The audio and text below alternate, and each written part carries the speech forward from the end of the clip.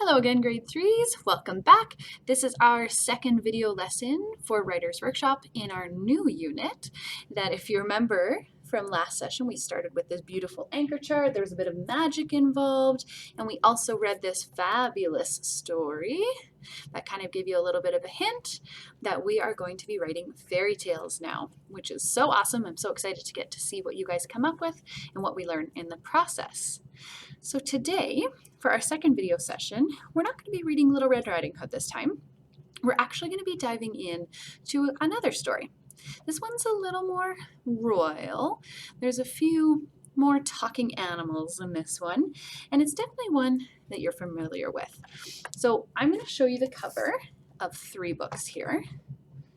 This is our first one here, and I'm sure you can all tell by the title. This one is a classic Cinderella story. Let me show you one more. This one here, again, another classic Cinderella story. Now this one does include other tales as well, but I did want to include this one because it is still uniquely a classic. And finally, we have this one as well. Now, the reason why I wanted to show you 3 different covers, grade 3s, is just because, yes, we can't judge a book by its cover, but looking at all 3, they seem to have totally different covers, right? Here we can see there's some men helping her here put her shoe back on, but Cinderella looks a little different here than she does here doing her chores, or how she does here doing her chores, right? But all 3 versions are classic fairy tales. There might be a couple little details that we'll find out that could have easily been adapted or changed, or maybe they're all authentically just like our classic fairy tale. We're about to find out. So this one is one that I'd like to read together. And what I like about this one is the illustrations itself. They're very simple and clean. And yeah, you're about to find out why I like this one more too. So let's give it a try. Cinderella.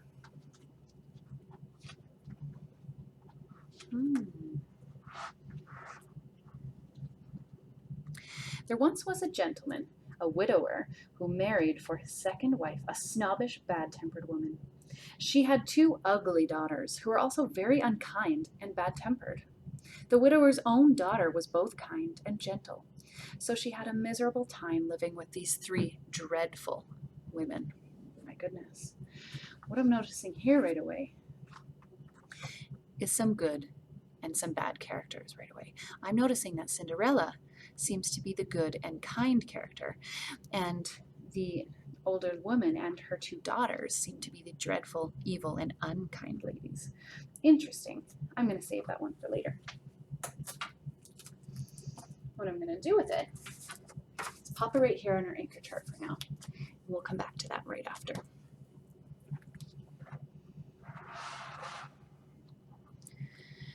She was made to do all the work around the big house, and at the end of each long day, she would curl up by the fire in the kitchen. That is why the 2 ugly sisters called her Cinderella. One day, an invitation arrived for 2 nights of dancing and feasting at the royal palace. The 2 ugly sisters were soon trying on new clothes and having their hair done in the most elaborate styles. What I'm noticing here is that there seems to be a royal palace, kind of like castles and kingdoms. I'm also going to save that one for later, so I'll throw it up here on our anchor chart again, and we'll come back to that after. When the time came, they both swept off with their mother in a shiny coach, while poor Cinderella was left behind in the gloomy kitchen to finish all the cleaning and polishing. She was so tired and unhappy that she began to cry. Suddenly, her godmother, who was a fairy, appeared, asking, "Would you like to go to the royal ball?" "Oh, yes, please," sighed Cinderella.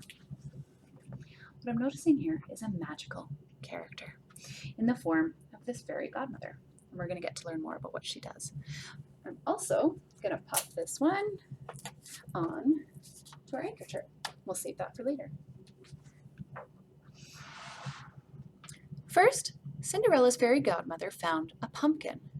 When she tapped it with her magic wand, the pumpkin became a golden coach. Then she found 6 little mice, and they became 6 beautiful horses. Next, she made a fat rat from the yard into a jolly coachman, and 3 lizards were quickly turned into 3 smart footmen. These men here to work the carriage. What I'm seeing there is groups of 3s. These 3 lizards who became the 3 footmen to work on the coach. Interesting. Now we're going to talk more about this one later. So I'll save it and pop it on our anchor chart. Gonna put it right there. Beautiful, it's coming together. Okay. Now, the fairy godmother touched poor ragged Cinderella with her magic wand, and she was suddenly dressed in the most beautiful gown. On her feet were a pair of glass slippers, the prettiest in the world.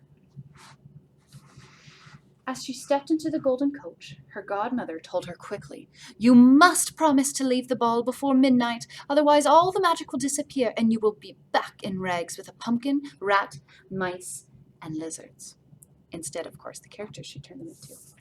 This one kind of makes me think of talking animals. We haven't heard them talk quite yet in this story, but because they have turned into humans, we can almost guess that they will be able to talk. So I'm going to throw that one onto our anchor chart and keep going. Oh, there's also one more that I noticed here. I'm seeing some special powers.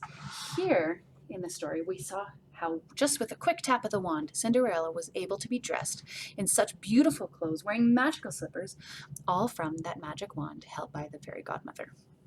I'm going to add that one as well to our anchor chart.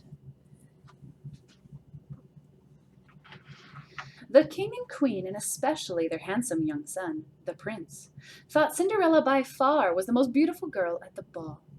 She happily ate the delicious food the prince brought her. She even shared some with her stepsisters. She does seem kind, doesn't she? But now she heard the clock strike 11:45, so she quickly left the ball and was back beside the fire in the kitchen when the others arrived later. All chattering and flushed, and dying to tell Cinderella of the beautiful young princesses they'd just seen dancing with the prince at the ball.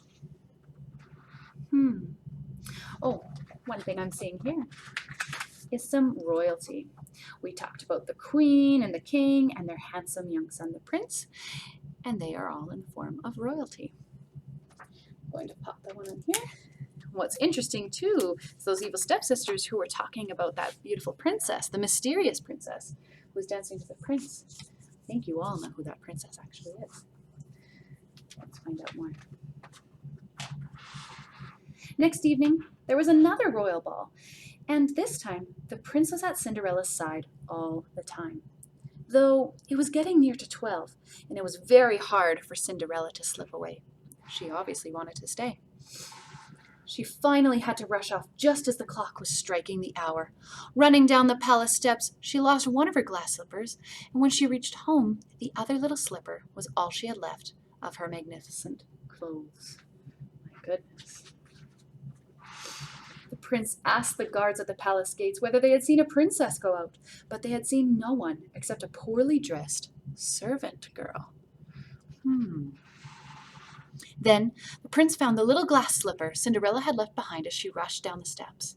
The next day, to the sound of trumpets, the prince proclaimed that he would marry her, whom the slipper fitted. Interesting. First, they tried all the ladies of the court in the town, but none could fit into this little glass slipper. Because it's made of glass, it's not one that can be squeezed into, is it? Otherwise it would break. So it can only fit someone just right. Here it looks like they're trying so many different girls to make sure it fits.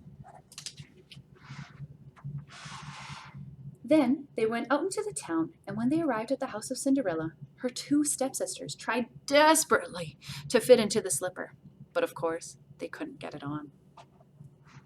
Cinderella, who knew all about the slipper, said, laughing, "Let me see if it fits me." The stepsisters and their mother snorted and sneered, but the courier saw how lovely Cinderella was and bent down immediately to try the slipper on her foot.